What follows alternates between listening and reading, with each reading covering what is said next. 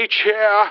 It has been a while, Agent XJ7. Good to know you are still unmolested and unfazed. Oh, what? Oh, I'm sorry. I'm sorry. They got you aboard one of those funny oval craft and gave you a good probing. Hope they at least gave you some tissues to dry the tears with. Oh, they did? Good. Premium. We'll avenge you, fellow agent. I always carry an exceptionally overpowered massage stick with me, just in case. If I get my hands on a Grey, they'll never return to this forbidden planet. Assuming they can even ever sit down again. Never mind. Let's begin this week's fantastic true tale of supernatural suspense.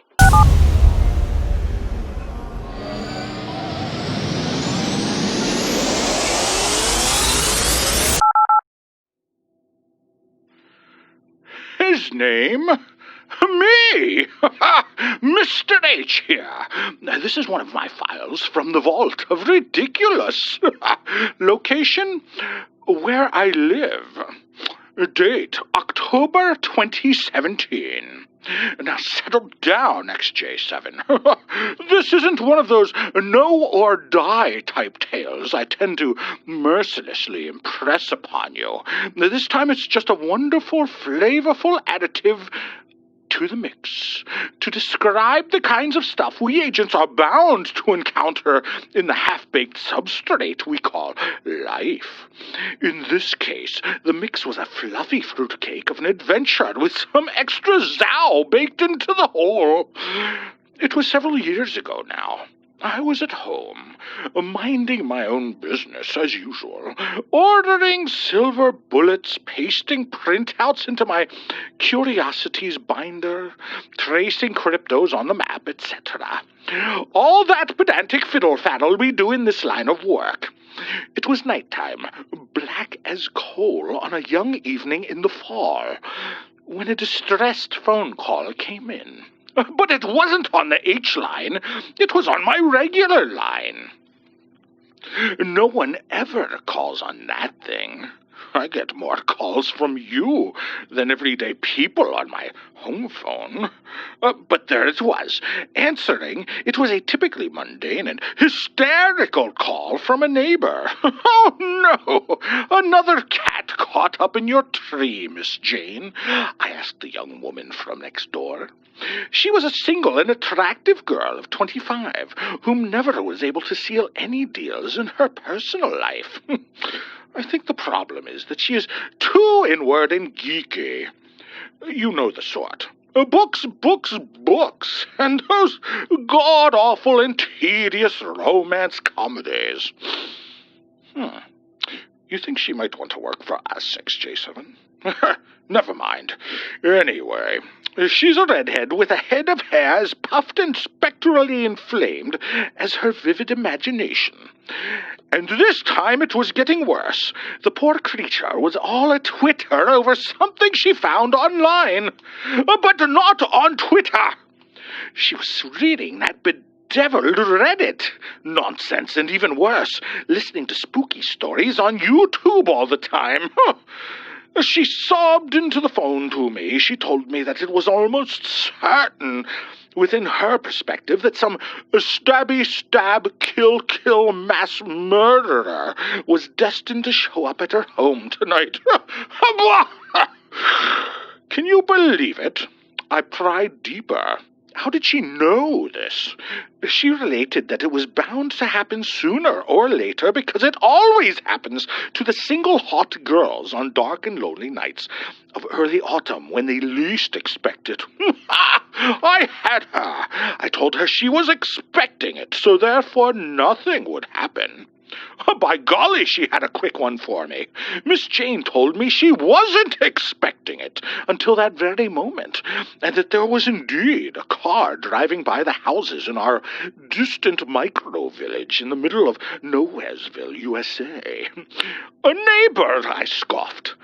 In a 1972 Cadillac sedan with polished rims and a sweaty little bespectacled man driving like he was scoping out a hit. He had murder in his eyes. She pleaded to me to come. Anyway, zoinks, I thought. This was indeed something I had to get to the bottom of. I hadn't seen a 1972 Cadillac sedan in several decades, and I really enjoyed those cars. I was coming over, I told her. She answered the door, wrapped up in untold layers of thick woolen cotton from ankle to neck. Her head stuck out like it was a displaced nub on a body of a buffet-loving spinster. Tears were streaming down her poor face, her mental state a wreck. The lights were all on, and the heat was cranking up. I inquired as to her copious outerwear choice, and she conveyed that it was harder to stab through endless LL Bean than wear a tight yoga outfit.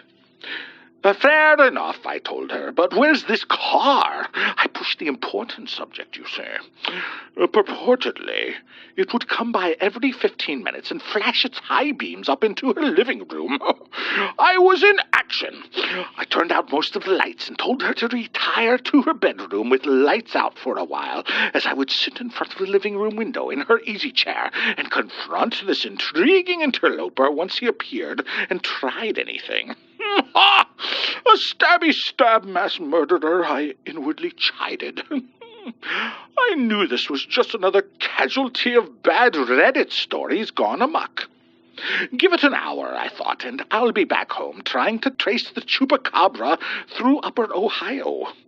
In the meantime, while she was easing her bedraggled mind upstairs, I could finally contemplate how I was going to lure in a Bigfoot with a bag of apples and a jar of Skippy, using a ghillie suit and some dirty bath mats for camouflage. Half an hour later in the dim house, and nothing had driven by. My mind had given up on the Skippy and apples, and was wondering how to supply Bigfoot with orange vests so he wouldn't get accidentally shot by skittish hunters, when lo! Miss Jane screamed out from upstairs in unreal agony.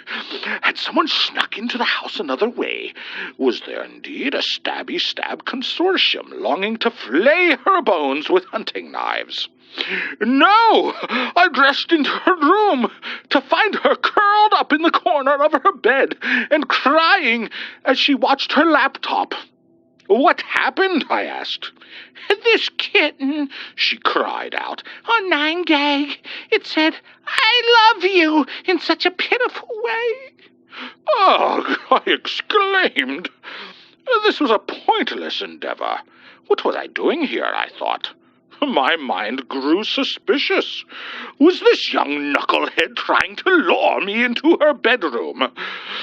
I thought I was doing her some good, but she wanted to use me like an entertaining condom and do away with me for the night. I knew it!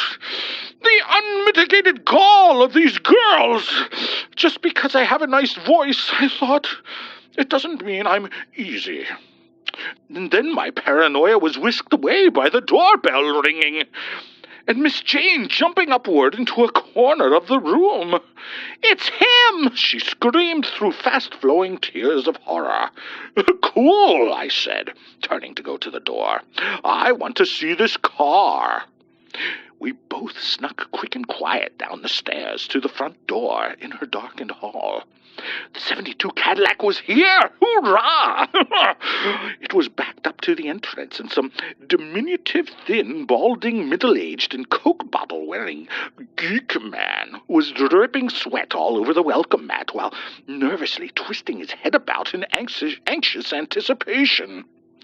This was indeed an odd person to drive a 72 Cadillac about on dark nights.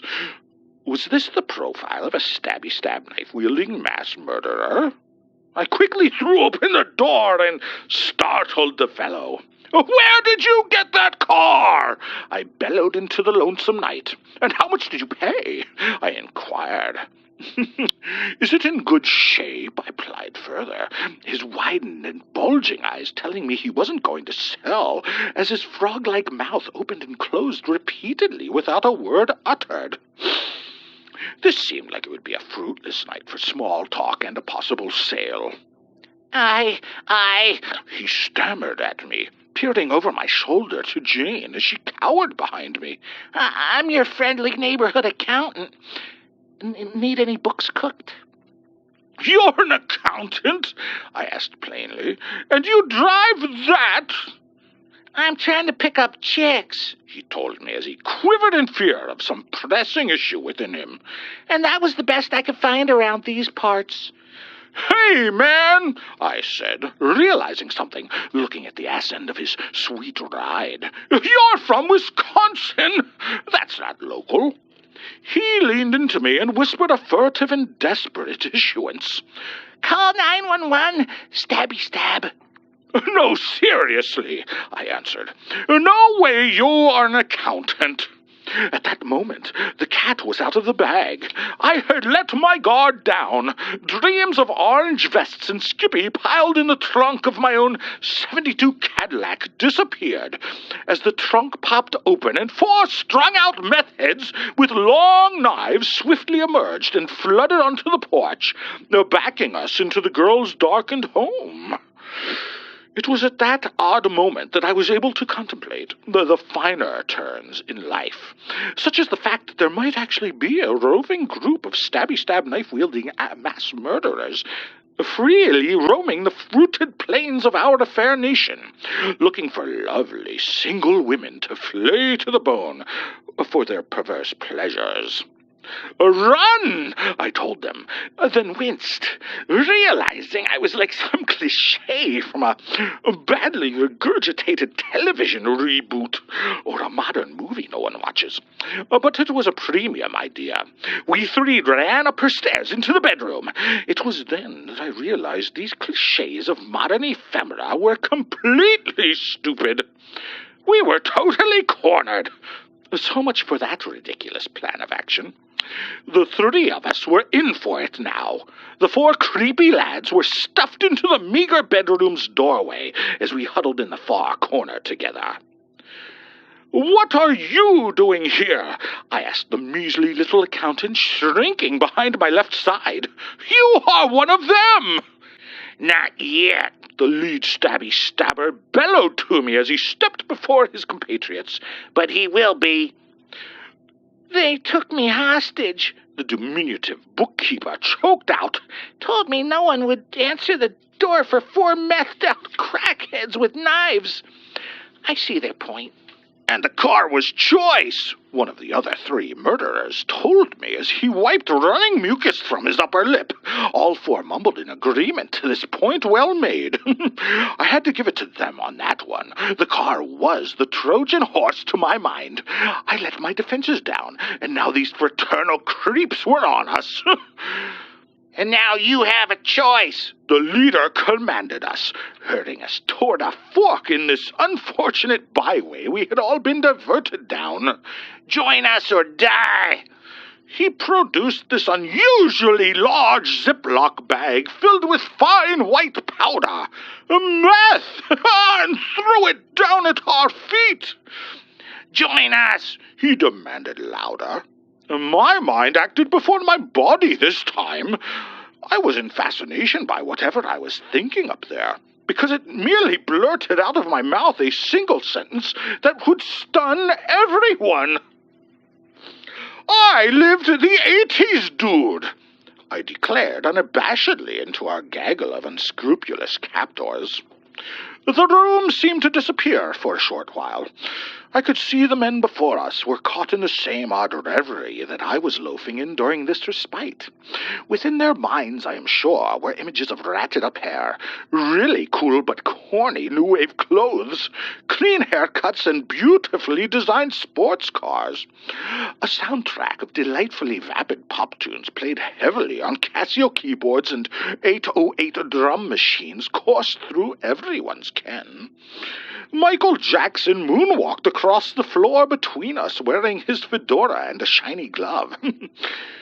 And then I ruined it all, and we were in this hellish future we all inhabit once more. Nancy Reagan is in my soul, I told them. Drugs are bad. A coolness came over everything. Frost almost appeared on the windows as I continued. Just say no to drugs. Lingered in the air as I uttered it with conviction. Before another word was uttered or imperative was imparted, the shy accountant leaned forward from around me and asked, "We can all join you and live?" "Not the girl," the prime instigator ruled sternly. "We'll have to murder her. She's a girl." "Enough of this gay banter!" I heard amplified in my noggin as I found this situation growing annoyingly tedious. From my shoulder holster, concealed under my suit's jacket, I produced my Glock 45 ACP and let off an instant round. The concussion in that tiny room was like a cannon, reverberating and decimating any comfort or logic in our bedraggled consciousnesses. What a putz shot, I thought. It was a single attempt that merely hit the upper shoulder, the trapezius of the head honcho in this knifey knife brigade of bawdy brigands. And it left a beautifully blood-spattered effect on top of a garish hole in Miss Jane's delicately chosen chintz wallpaper. The horror! Yet when my mind cleared a second later, after that tragic alteration to her interior design, all four menacing and murderous men were dead on the floor. The balding visitor leapt from behind me and kicked away a couple knives before kneeling and checking their pulses. Jane and I merely stared on in disbelief. "Dead," the accountant pronounced with relief. "Heart attacks." "Meth'll do that to you," I added without an ounce of pity in my heart coming to my lips. "You said drugs were bad," Miss Jane added.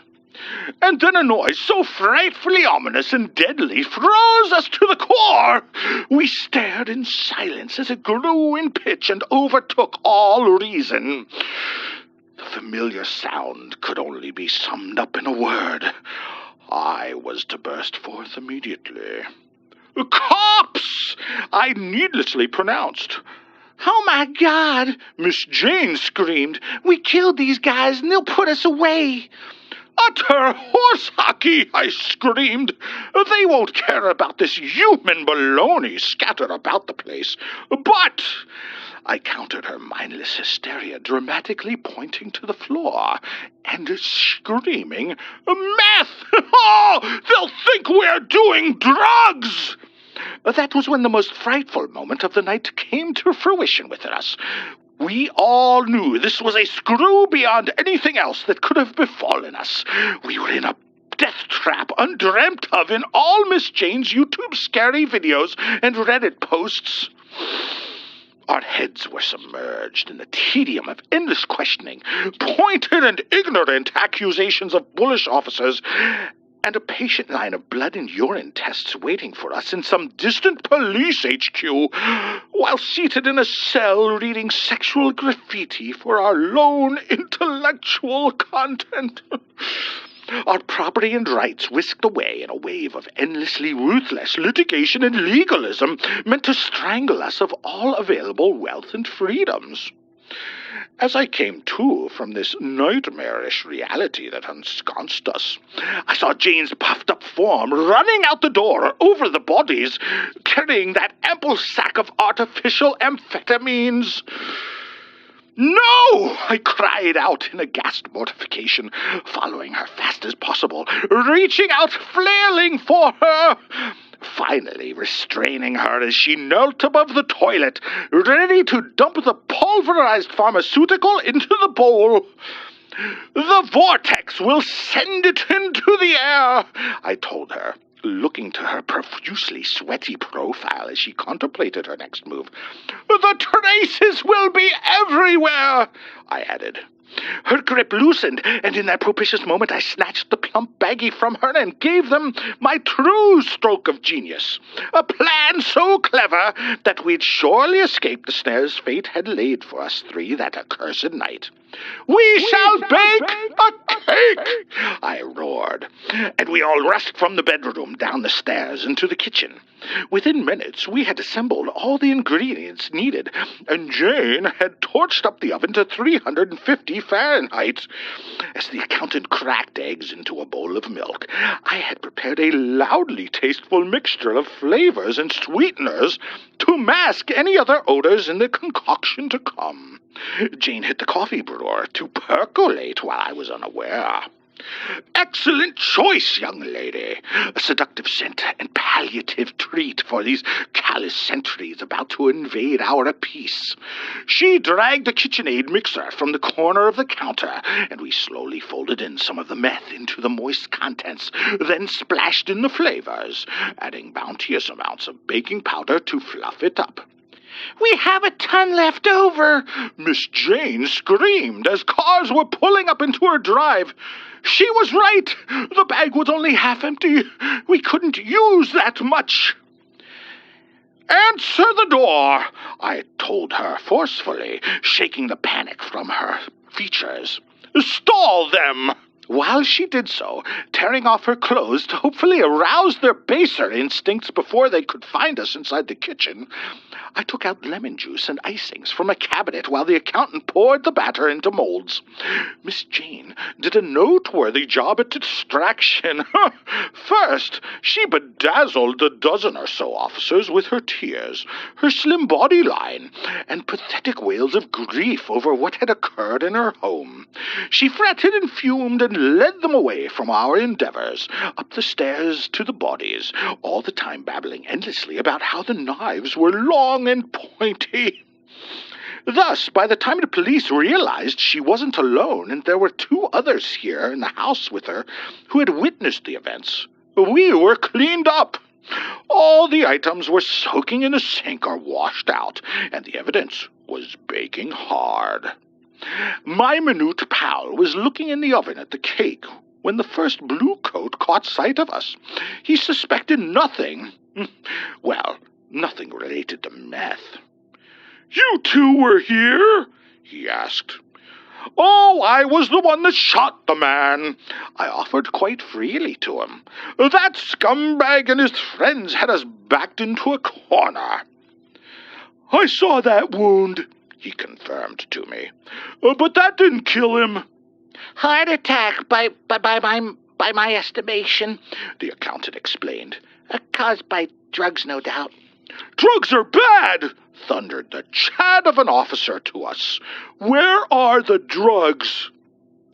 We don't have drugs, I told him. He looked suspicious, scanning over the items in the kitchen. Miss Jane was baking a cake for her mother's birthday tomorrow, I told him. Luckily, she was in earshot and could corroborate the lie. I need you all to step outside for a moment, the badge-bearing bully told us. And thus it began, hours of tedious and relentless questions, each of us sequestered in dispatching our versions of the story while the coppers swigged down Miss Jane's fabulous coffee. They seemed sated after a rather amiable night of cross-examination. Case closed, I could almost hear them tell us. Free to go. But then some Snoopy boy in blue started to get chummy around the sight of the cooled cake. We could tell he was yearning for a slice of that magical pastry pleasure prepared before him. I dragged the two halves over to me and slathered on copious buttercream from a bowl, enshrouding the whole in a huge and dripping mass of gooey icing. Jane nudged the persistent policeman away as she butted in to apply ample squeezes of sugary gel to form the words, "Happy Birthday, Mommy," all over the top. even before I could finish smoothing the icing. The cocksure lad went for a finger of icing in my bowl, but I tossed it into the sink and filled it with water, hacking up some spit into it directly as it filled. To punctuate, I was wiping snot and saliva all over my sleeves as I feigned allergies, or a reaction to the messy state of the kitchen. That put him off most definitely. And soon they were gone. The door closed after the constabulary wished us a good night. "Where's the meth?" Miss Jane hissed into my face. "The icing," I told her. "Dump this odious cake in the trash, please. ASAP." We all sighed in relief. Our bacon was saved. It was a night of jumping from frying pans into fires and then into boiling acid, and we came out smelling like sweaty little sausages. What a fantastic time. I never felt so alive in the last decade. Miss Jane and the accountant began dating. They found they both had interests in medieval armor and online videos of crafts projects. My researches went on per usual. However, the next morning, Miss Jane did call me in an utterly distrait frenzy. "The cake!" she screamed at me down the blower. "It's gone!" Indeed it was! The trash can was toppled, and only a few remains of the cake were scattered about. "Raccoons," I told her confidently. "Those rascally vermin are going to have a hell of a time."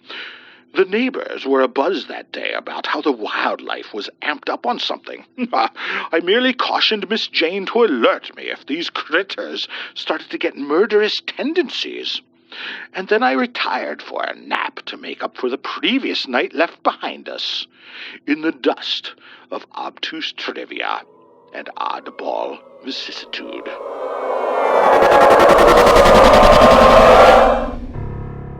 Like and subscribe before I die!